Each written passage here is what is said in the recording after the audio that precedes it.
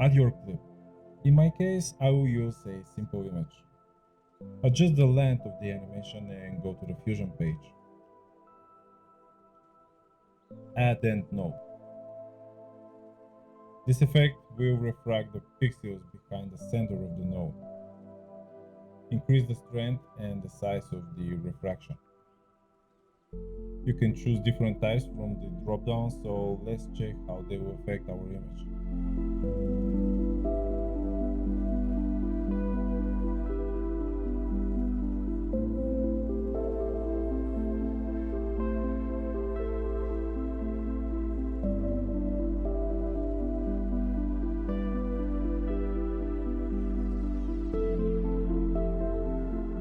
In my case, I will use cosine dent. Adjust the size and strength. Now add the background node and mask with the ellipse node to create our black hole. Adjust the radius of the ellipse so it will match the border.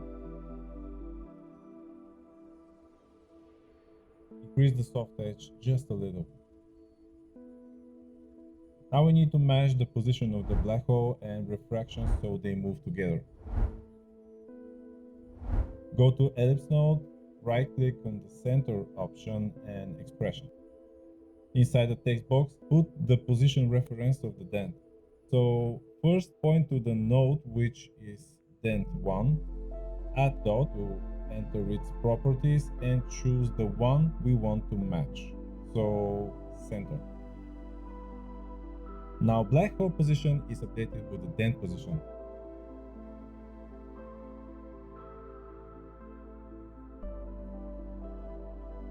If you have many more stars, the effect will be stronger.